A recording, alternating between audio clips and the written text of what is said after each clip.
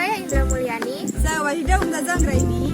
Di sini kita akan memberikan informasi mengenai tata laksana luka bakar akibat bahan kimia. Nah, apa saja sih yang harus kita lakukan ketika kita menemui kasus tersebut?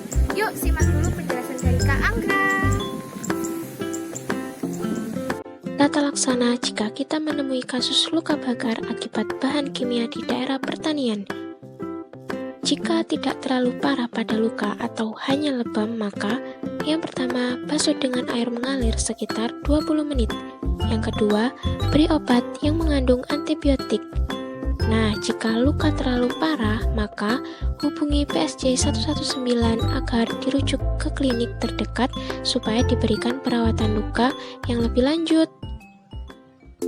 Untuk lebih jelasnya, mari kita simak penjelasan berikut ini. Di sini saya akan menjelaskan 4 langkah bila terpapar bahan kimia. Salah satunya pestisida. Pestisida merupakan salah satu bahan kimia yang digunakan oleh para petani. Bila kulit terpapar pestisida, maka akan menjadi iritasi, rasa gatal, pusing, gangguan pernafasan, hilangnya kesadaran diri, dan serta akan terjadinya luka bakar. Lalu, apa sajakah langkah-langkahnya bila terpapar pestisida? Yang pertama, menjauh dari sumber pestisida dan cuci bersih kulit yang terpapar. Basuh dengan air mengalir kurang lebih 20 menit.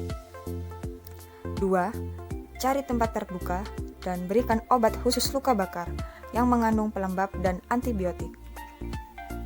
Yang ketiga, cari pertolongan medis segera dan informasikan label pestisida. Segera bawa korban ke RS atau pelayanan kesehatan atau IGD terdekat dan informasikan tentang pestisida yang memapari korban dan membawa label pestisida. Yang keempat, memberikan penyuluhan kepada keluarga mengenai pestisida. Lalu, tindakan preventif ke depannya supaya terhindar tidak terjadi hal yang tidak diinginkan. Selalu menyimpan pestisida dalam wadah asli berlabel. 2. Gunakan APD untuk melindungi diri. Ketiga, jangan menggunakan mulut untuk meniup lubang pada alat semprot. Keempat, jangan makan, minum, dan merokok ketika menyemprot atau berada pada area penyemprotan. Kelima, jangan lupa selalu cuci tangan. Nah, setelah pasien sampai di klinik terdekat, maka perawat klinik akan mempersiapkan alat-alat untuk perawatan luka. Ini dia alat-alatnya.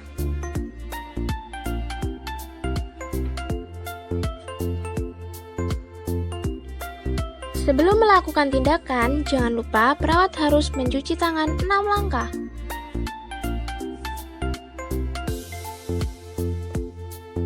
Jangan lupa dekatkan alat-alat ke samping pasien.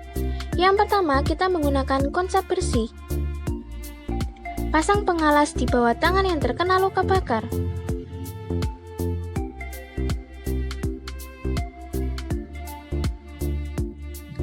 Dekatkan bengkok.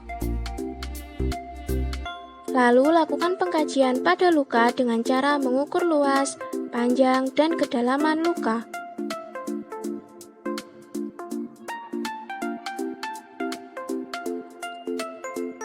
Setelah itu, bersihkan luka dengan mempertahankan kasa basah yang disiram NaCl. Selanjutnya, kita mengganti dengan prinsip steril. Jangan lupa buang sampah ke tempat sampah. Lalu, persiapkan alat-alat steril yang dibutuhkan sebelum melakukan tindakan.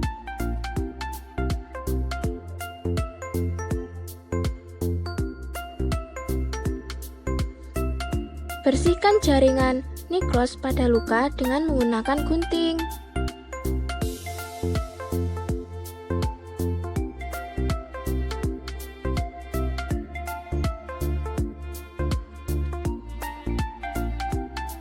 Jika sudah, lalu olesi luka dengan antibiotik topikal sesuai dengan kebutuhan pasien.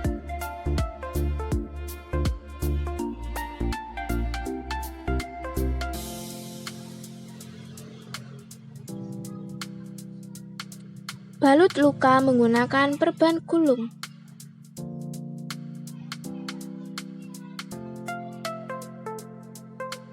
Lalu lepas handscoon, lakukan fiksasi perban dengan menggunakan plester. Jika sudah melakukan tindakan, jangan lupa evaluasi klien dan rapikan klien senyaman mungkin. Nah, itu tadi yang dapat saya informasikan kepada kalian semua. Selanjutnya adalah video edukasi tentang bahan kimia yang akan dijelaskan oleh Kak Indra. Dipersilakan. Halo teman-teman, aku Indra. Di sini aku akan sedikit menjelaskan tentang penanganan bahan kimia secara aman. Apa saja sih? Yuk simak dulu penjelasannya. Resiko bahan kimia dapat membunuh atau melukai diri, dapat menyebabkan alergi dan asma, dapat menyebabkan luka bakar dan kerusakan pada mata. Untuk itu, kita harus melakukan do's and don't bahan kimia. Apa saja sih? Ini dia. Yang do's, jaga kebersihan kelembapan, simpan di wadah yang semestinya, pastikan tempat tidak bisa diakses sembarangan. Bahan kimia harus disimpan dengan baik dan aman ya. Pastikan sebelum menggunakan, menyimpan, membuang, para pekerja atau petani membaca material datasetnya. Baca label kemasan lalu ikuti aturan pakai yang sudah tersedia. Ini dia pentingnya membaca. Yang paling penting, selalu memakai alat pelindung diri saat menggunakan. Lalu setelah bekerja, pastikan kebersihan diri terjaga seperti mencuci tangan dan mandi. Nah, untuk don'ts-nya, jangan campur bahan kimia sembarangan. Jangan menggunakan bahan kimia jika tidak terlatih untuk menggunakan. Jangan tinggalkan bahan kimia tanpa pengawasan ya. Nah, itu dia hal-hal yang perlu dilakukan untuk meminimalisir dampak trauma akibat bahan kimia. Terima kasih, semoga bermanfaat. Bye-bye. Nah, itu dia informasi yang kita dapat berikan kepada kalian. Semoga bermanfaat.